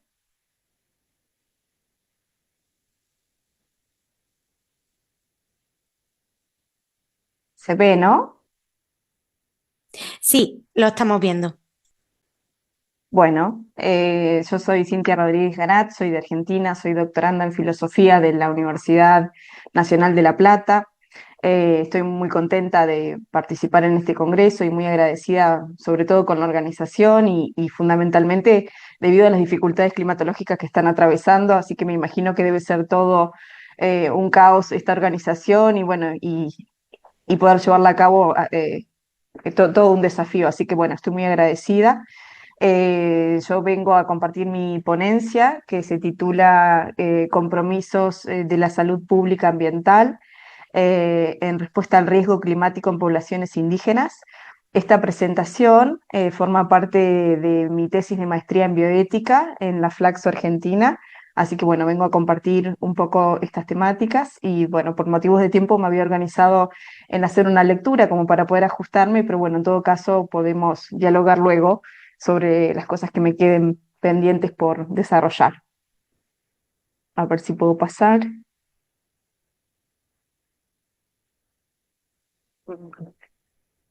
Ahí vamos. Mi investigación aborda las obligaciones éticas de la salud pública frente a los impactos del cambio climático en poblaciones vulnerables, enfocándose en mujeres indígenas de Argentina. El cambio climático afecta de manera desproporcionada a estas comunidades, quienes dependen de los servicios ecosistémicos para su bienestar, tal como afirma la CEPAL. La investigación analiza las estrategias de resiliencia y las defensas de derechos culturales y ambientales de las mujeres indígenas, destacando específicamente su papel clave en la protección del territorio y su exclusión concretamente en las políticas climáticas llevadas a cabo por los distintos países. En este sentido, lo que hago es evaluar el Plan Nacional de Adaptación y Mitigación del Cambio Climático de Argentina, elaborado en el 2022, y en este plan lo que busco es identificar en qué medida se incluyen sus voces y sus conocimientos, abordando conceptos como la justicia epistémica y la interculturalidad. Este análisis busca visibilizar las afectaciones socioambientales que enfrentan las comunidades indígenas y cómo la salud pública debe ser reformulada desde una perspectiva que sea participativa y de derechos humanos, integrando de este modo los saberes tradicionales en la coproducción de políticas climáticas. En síntesis, esta investigación lo que propone es fomentar una gestión climática inclusiva que integre a las mujeres indígenas en la toma de decisiones. Particularmente me centro en las mujeres indígenas debido a que son quienes se hacen cargo de la toma de decisiones políticas y llevan a cabo toda la gestión ambiental dentro de sus comunidades. En particular, busco pensar en reconocer la relevancia que tienen sus conocimientos y sus prácticas para poder ser abordados frente a los impactos del cambio climático y de este modo poder asegurar la justicia social y climática a partir de la incorporación de sus voces, de sus epistemes, de sus experiencias y de sus modos de gestionar el ambiente. En cuanto al enfoque metodológico, me interesa mencionar que mi investigación sigue un enfoque cualitativo interdisciplinario. En particular, combina 3 técnicas principales. La primera de ellas es la revisión bibliográfica, la segunda es el análisis documental y la tercera es el análisis de narrativas de las mujeres indígenas, que son extraídas de distintos medios de comunicación, de sus redes sociales, en donde hacen denuncias explícitas de que sus voces no están siendo consideradas y de que sus experiencias justamente frente al cambio climático son intensificadas, intensifican su vulnerabilidad y sus posibilidades de dar respuestas se ven cada vez más socavadas. También considero los documentos que estas mujeres van escribiendo dentro del movimiento de mujeres y diversidades indígenas por el buen vivir, que son publicados a modo de blogs, a modo de capacitaciones de manera permanente hacia las comunidades indígenas y no indígenas. Este abordaje lo que busca metodológicamente es permitir captar esa complejidad del cambio climático frente a cómo lo vivencian, cómo lo experimentan las comunidades indígenas de Argentina. En particular, respecto de lo que es la revisión bibliográfica, abarco literatura sobre lo que es cambio climático, sobre lo que es bioética y salud pública, con el objetivo de establecer un marco teórico amplio que me permite identificar estudios previos y contextualizar la situación de las comunidades indígenas. Además, analizo políticas públicas y documentos oficiales para poder evaluar precisamente cómo se da esta inclusión de las comunidades indígenas en las estrategias climáticas y de salud, identificando brechas y oportunidades de mejora. Por otra parte, en cuanto a lo que es el análisis documental, me centro en políticas argentinas, busco rastrear facilitadores de justicia de reconocimiento. Estos facilitadores de la justicia de reconocimiento son planteados dentro de lo que es el IPCC, cuando expresa cuáles son las formas de reconocer la vulnerabilidad de las comunidades frente a los impactos del cambio climático. Desde esos facilitadores busco evaluar la inclusión de esas epistemes, si es que son reconocidas y de qué modo dentro de las políticas climáticas, centralmente dentro de lo que es el Plan Nacional de Adaptación y Mitigación frente al Cambio Climático de Argentina. Paralelamente examino las narrativas de las mujeres indígenas, destacando su vulnerabilidad ante el cambio climático y las barreras interseccionales que limitan la participación de estas voces, fundamentalmente en la toma de decisiones. Y finalmente, respecto a lo que es las narrativas, examino concretamente cómo ellas dejan evidenciar la forma en la que la vulnerabilidad está siendo intensificada producto de esta falta de participación en las políticas. Esta metodología ofrece como una comprensión que busca ser integral, que busca partir de la forma que tienen estas comunidades para poder conceptualizar la salud, la enfermedad, las relaciones identitarias que conlleva justamente su identidad en cuanto a cuerpos, territorios y afectación del ambiente. Busco entonces de este modo, desde allí, establecer una serie de recomendaciones para poder gestionar políticas públicas más inclusivas y más equitativas. En cuanto a los resultados, mi investigación espera que se visibilicen los impactos del cambio climático en la salud de las mujeres indígenas, reconociendo su vulnerabilidad interseccional por género, etnia y clase. También busca identificar sus estrategias de resiliencia y adaptación basadas en las tradiciones, en sus conocimientos, y también en el empoderamiento comunitario. Propongo en este sentido que estas recomendaciones para las políticas públicas sean más inclusivas y culturalmente pertinentes. Y finalmente espero fortalecer la participación de las mujeres en la toma de decisiones desde un enfoque que abone a la justicia climática e intercultural. En particular, en mi investigación me centro en construir un diseño de un plan de acción para poder fortalecer la participación de las mujeres indígenas. Concretamente me centro en las comunidades indígenas mapuche, que son las más ampliamente densas dentro de lo que es la población argentina. Desde allí busco que este plan de acción fortalezca la participación en la toma de decisiones desde este enfoque de justicia climática e intercultural, y para ello establezco 3 pasos o aspectos fundamentales que debiera considerar este plan de acción.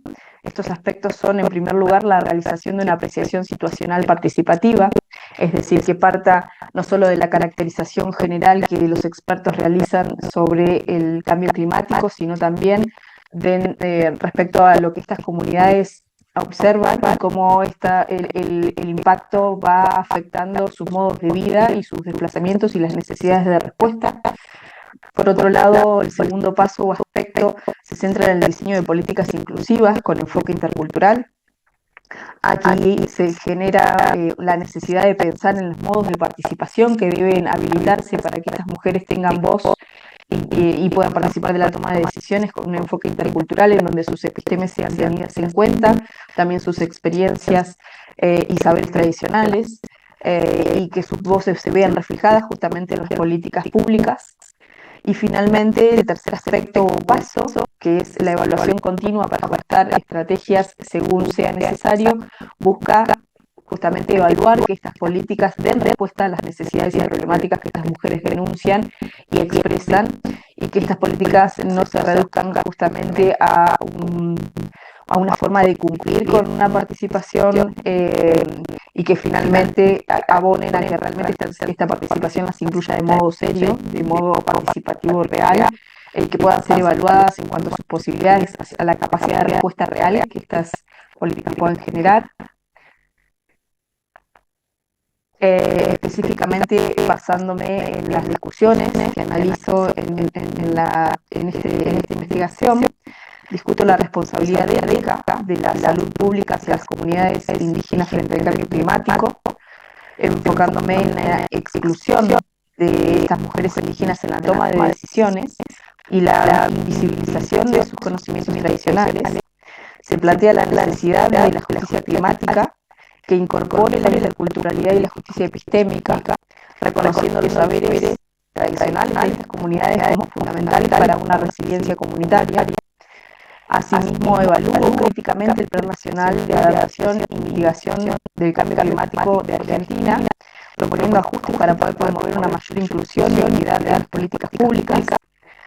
A grandes rasgos voy a comentar que en este Plan Nacional de Adaptación y Mitigación del Cambio Climático de Argentina sí se expresa dentro de lo que son dentro de lo que es el espíritu la necesidad de tomar sus voces y participación. Ahora, dentro de las medidas específicas, se nota claramente que hay una disociación dentro del espíritu de participación y lo que termina siendo publicado, porque no hay medidas concretas en las que estas comunidades participen y se vean beneficiadas. Entonces eso es importante, justamente que la toma de decisiones incluya estas voces y estas necesidades en particular. Finalmente, a modo de conclusiones, en esta investigación abordo la relación entre los determinantes socioambientales de la salud y el cambio climático, enfocándome en mujeres indígenas argentinas. Identifico cómo el cambio climático impacta de manera desproporcionada en poblaciones más vulnerables, resaltando la necesidad de una educación democrática y participativa en la formulación de políticas climáticas inclusivas. A partir del análisis documental y la incorporación de las voces indígenas, subrayo la falta de participación de las comunidades indígenas en el Plan Nacional de Adaptación y Mitigación del Cambio Climático de Argentina, lo que limita la participación de sus necesidades en la respuesta climática que ofrecemos a nivel nacional. Asimismo, planteo el enfoque interseccional. Desde allí me permito destacar la multiplicación que las mujeres se enfrentan, quienes además de su vulnerabilidad y cambio climático se ven obstaculizadas su participación en la toma de decisiones en el producto de toda esta excepcionalidad que afecta específicamente en su modo de vida cotidiano. Y finalmente, de investigación se centra en proponer una serie de recomendaciones para poder institucionalizar la participación de las mujeres indígenas en la producción de conocimientos, integrando los sistemas locales en políticas públicas y medio ambiente. Esto es esencial para poder garantizar la mayor de la adaptación climática y para aprovechar los saberes ancestrales en la diversidad de cultivos y medicina tradicional. Y finalmente, destaco la necesidad de un enfoque ético y crítico que promueva la justicia ambiental en respuesta al cambio climático. Bueno, esto es todo. Muchas gracias por la atención. Dejo de compartir. Muchísimas gracias a ti, Cintia. Finalmente tenemos mucho más tiempo de lo que habríamos ensayado para hacer preguntas. Aprovecho que tenemos aquí a nuestros ponentes presentes. Así que, no sé si hay alguien aquí en la sala que quiera hacer algún comentario, alguna pregunta, tanto a Cintia como al resto de ponentes. Creo que se lo vieron por chat. Sí, ha escrito Ramón. Ramón dice, Ramón, si te escuchamos puedes decir tú mismo. Si no, pues lo voy leyendo yo. Y dice Ramón, poniendo un poco en relación a todas las ponencias hemos hecho ese desarrollo tecnológico que puede requerir grandes fuentes de energía y recursos materiales en el contexto de la crisis climática y hasta qué punto no puede ser un generador de nuevas ideas de salud entendida desde un marco de salud global y no solo clínica. ¿Qué responsabilidad tiene lo público? Esto lo podrían preguntar todo. Perdona, que pensaba que tenías lo raro, Ramón. Bueno, pues soy tu altavoz entonces. Compartía Ramón esta reflexión como una manera de unir a todas las intervenciones que hemos tenido en esta mesa. No sé si alguna de las ponentes quiere hacer una reflexión al respecto, al hilo de lo que comentaba Ramón. No sé si Aníbal quieres empezar, pero o sea, yo sí creo que es una cuestión, bueno, es una cuestión que cada vez se está discutiendo más, ¿no? Y por lo menos en el ámbito de la ética de la inteligencia artificial, que es lo que yo más conozco, hay claramente un crecimiento exponencial de esta preocupación en los últimos años.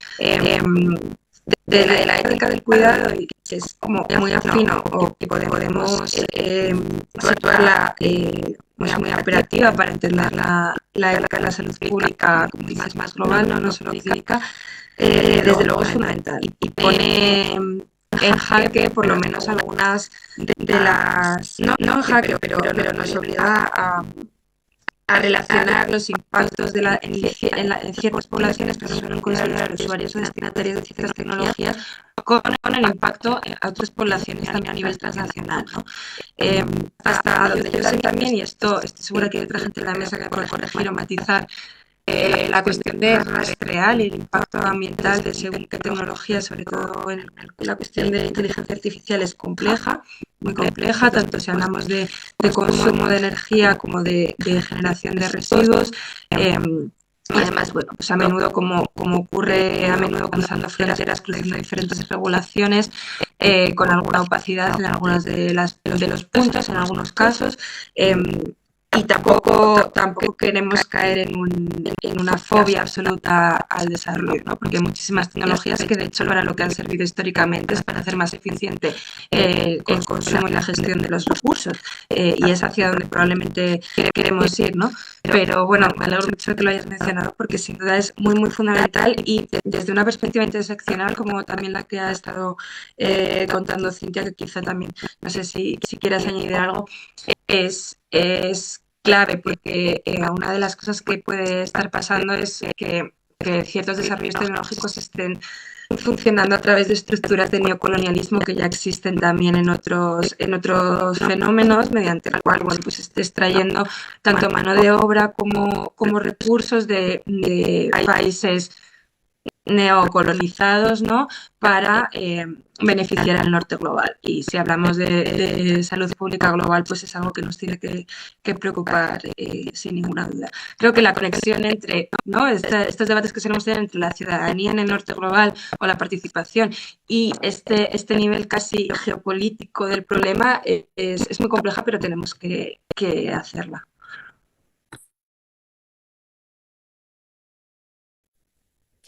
Muchas gracias, Belén. Decía también maestría en bioética por el chat. Buenos días, muchísimas gracias por las ponencias que se han presentado en el día de hoy. Yo quisiera preguntarle a la última ponente cuál enfoque ético considera que se podría aplicar con mayor afinidad al cambio climático de acuerdo con su investigación. Bien, muchas gracias por la pregunta, es sumamente interesante. Cuando hablamos de enfoque ético, creo que es una sumatoria, una complejidad de enfoques éticos que hay que aplicar. En primer lugar, para poder considerar la importancia de dar voz a las personas vulneradas, me parece que es sumamente importante, sobre todo partiendo de la colonización que atraviesa Argentina en cuanto a sus epistemes. Y en cuanto al poder, ¿no?, y al saber, y en el aspecto ontológico, me parece sumamente importante partir de un enfoque decolonial que habilite la construcción de políticas interculturales e interepistémicas, en primer lugar, y en segundo lugar, pensar en la inclusión de un enfoque de justicia social, tal como el que plantean, por ejemplo, Fraser y Honneth, concretamente que habilite no solo la necesidad de redistribución económica y de reconocimiento, sino de participación y representación de las distintas voces, para que justamente sean los propios voceros de las necesidades que padecen. Creo que es un aspecto fundamental para considerar en un marco ético amplio, además de habilitar este enfoque decolonial, cómo gestionar las formas de institucionalizar la participación de las voces específicamente en la construcción de políticas públicas que tengan obviamente respuestas específicas y amplias a poder responder a los aspectos ambientales en particular, sobre todo en países como los nuestros, en donde los recursos son escasos. Creo que bueno, estos serían como a grandes rasgos, y también la ética del cuidado, bueno, está dentro de este enfoque, ¿no? Específicamente cuando hablamos de los impactos ambientales y la participación de cómo intensifican la vulnerabilidad de las poblaciones más afectadas, eh, debe partir de esta necesidad de reconocer desde las propias voces qué es lo que está sucediendo y cómo dar respuesta desde los planes nacionales de adaptación y mitigación al cambio climático.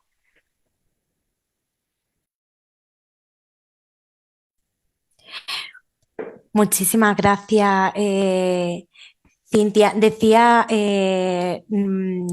maestría, la pregunta que acabo de leer, que soy Sara, no he podido cambiarme el nombre y que muchas gracias por la respuesta. ¿Alguien más quiere intervenir y hacer alguna pregunta a alguna de las ponentes de esta sesión de la tarde? Tanto por el chat como a viva voz, como en la sala, las personas que estáis allí.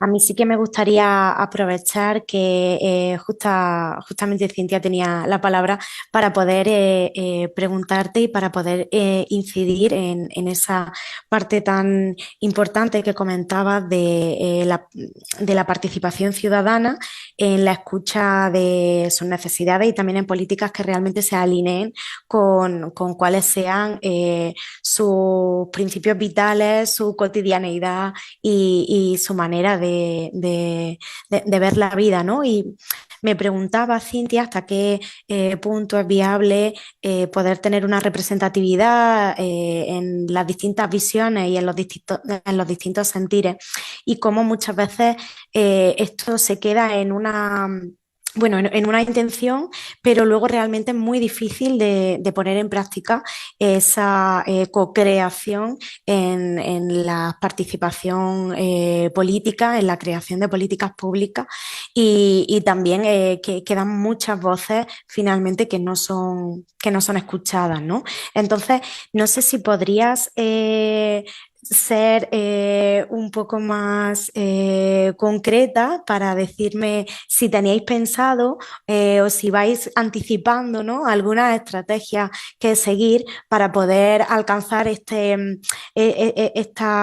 cuestión que a veces se nos hace un poco utópica, ¿no? ¿Cómo vamos luego a hacer esto real? Me gustaría saber si habíais pensado un poco en operacionalizar esta co-creación y esta participación ciudadana.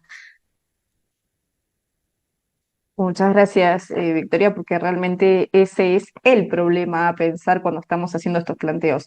Así que me resulta sumamente importante la pregunta y es la que nos plantea justamente el desafío. Sí, porque todo lo demás parece ser muy abstracto y muy bonito, y ahora cómo lo llevamos a cabo.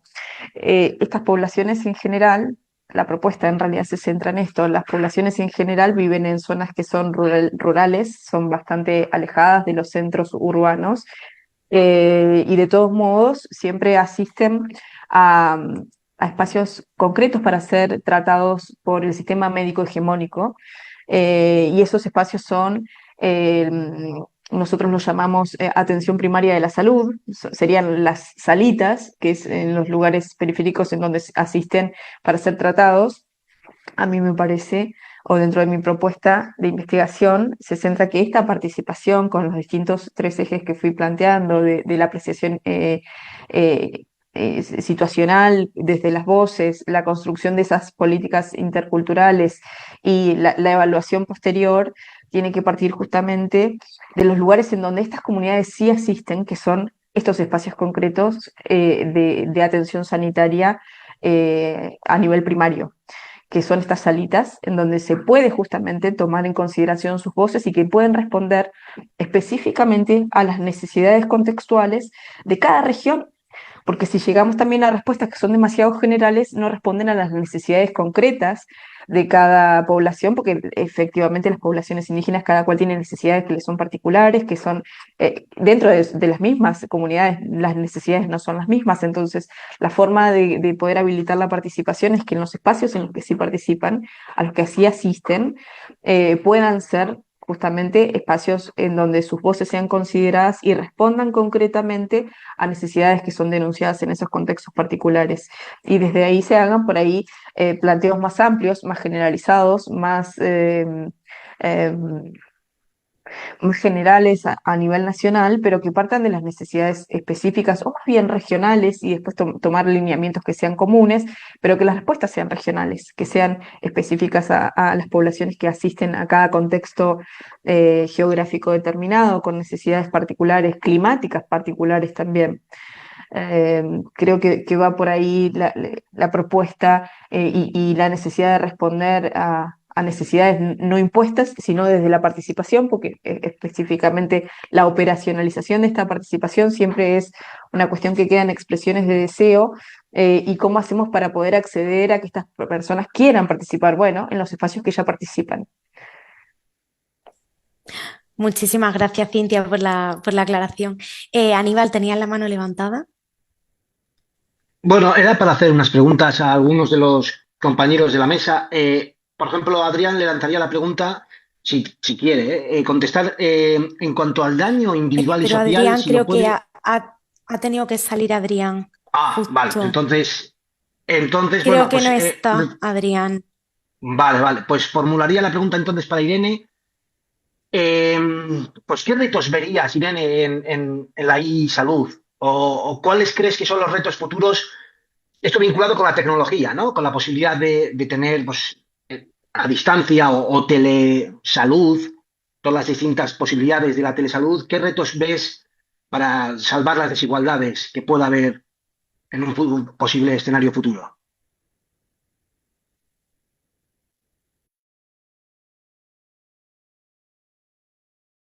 No te escuchamos, Irene. Estás mutada. Sí. Perdón. Muchas gracias por la pregunta, es muy interesante y de hecho aquí en la universidad estamos trabajando en ello porque, claro, partimos de que la salud electrónica sí puede generar nuevas desigualdades y, por tanto, nuevos desafíos. Sobre todo nos interesa no dejar fuera los colectivos que pueden ser más vulnerables, ya no solo por la edad, ya que a más edad, menos competencias digitales, por lo tanto, debemos partir de formar a todas las personas en estas nuevas herramientas.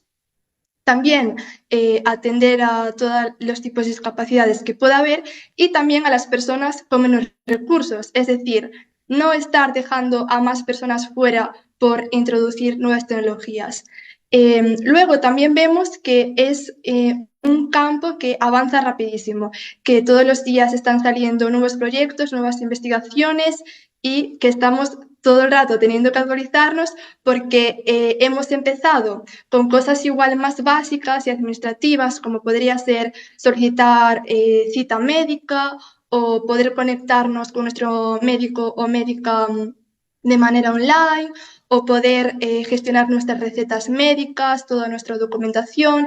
Sin embargo, como ya digo, va a pasos muy avanzados y ahora pues ya podemos hablar de teleasistencia, de que existan dispositivos que podrán estar en nuestros hogares.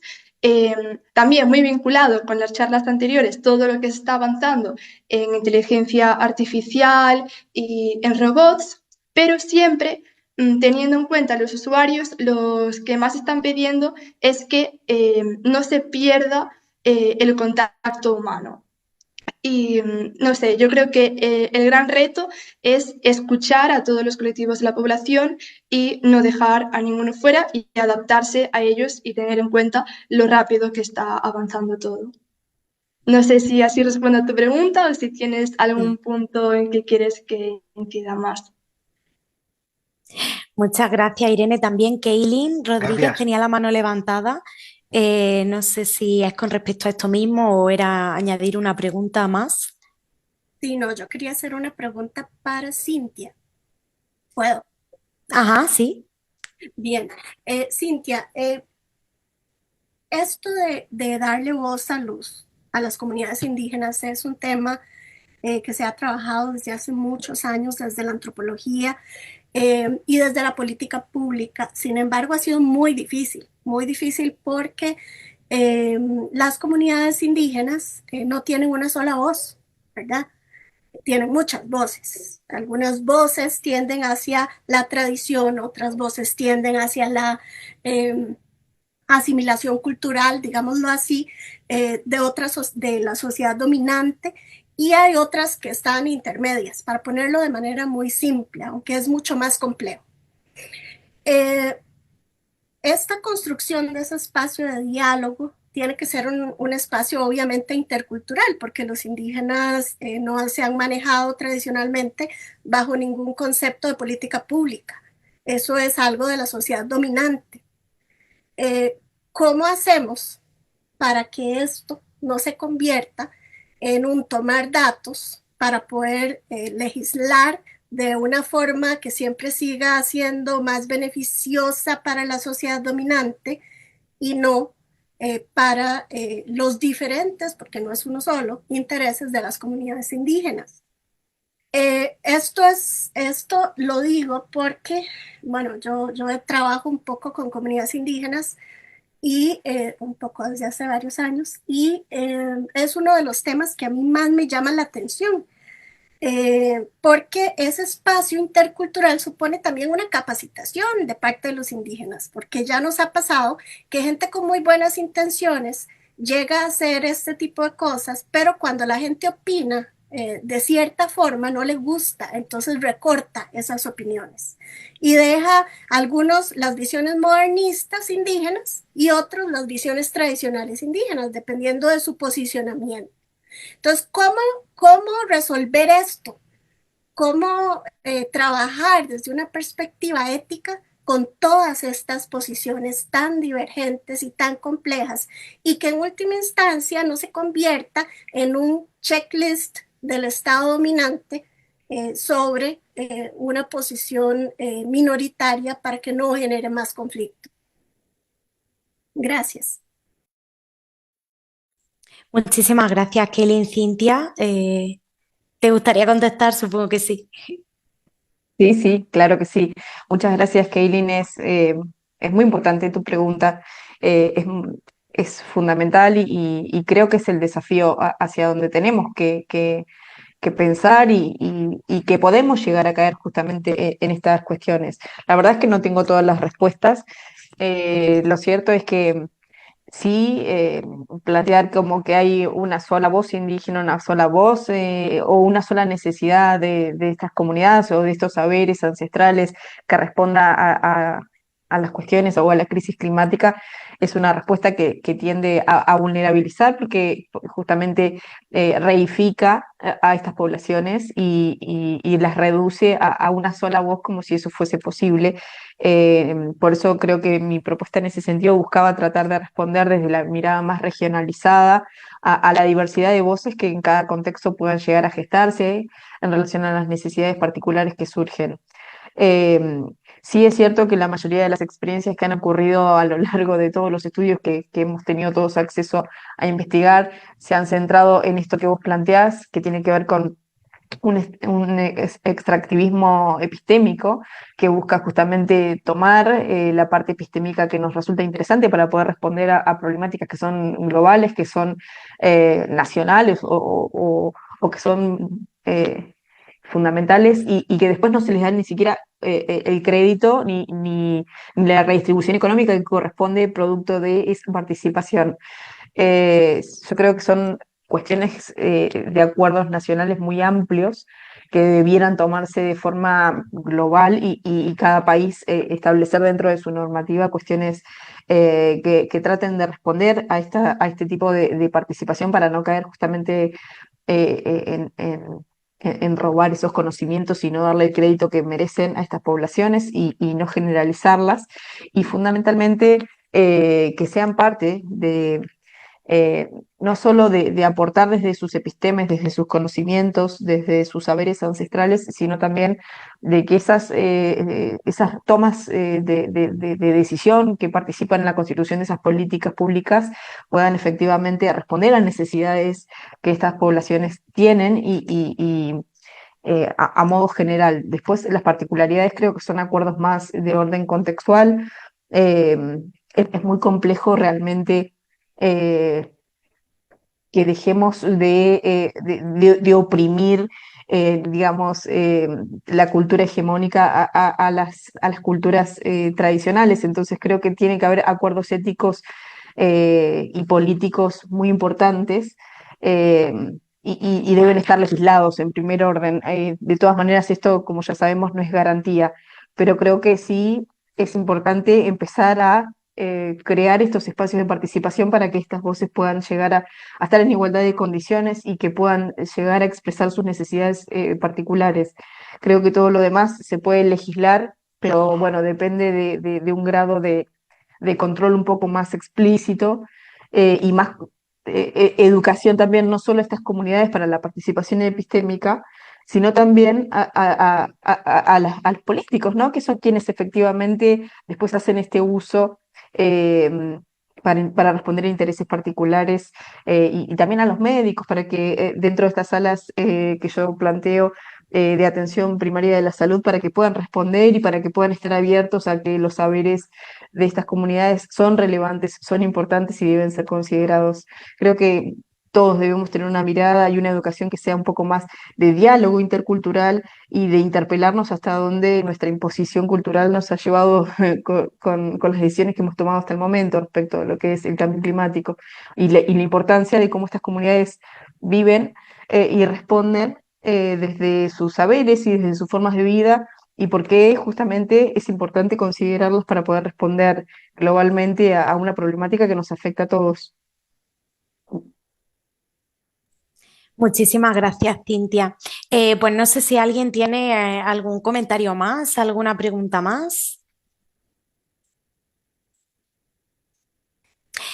Eh, Pues si no, me gustaría cerrar esta mesa dando las gracias a todas las personas que habéis asistido, a todas las ponentes, por supuesto. Eh, Muchísimas gracias por compartiros. Y bueno, cerramos entonces esta mesa sobre tecnología, gobernanza y salud y recordaros que a las 11 de la mañana, hora en Costa Rica, a las 6 de la tarde, hora en España, tendremos otra mesa online también en este mismo enlace sobre educación, género e investigación en salud pública. De nuevo, reitero las gracias, aplausos virtuales para todas y nada, nos vemos en la siguiente sesión.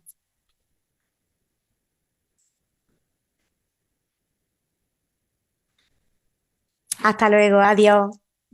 Gracias.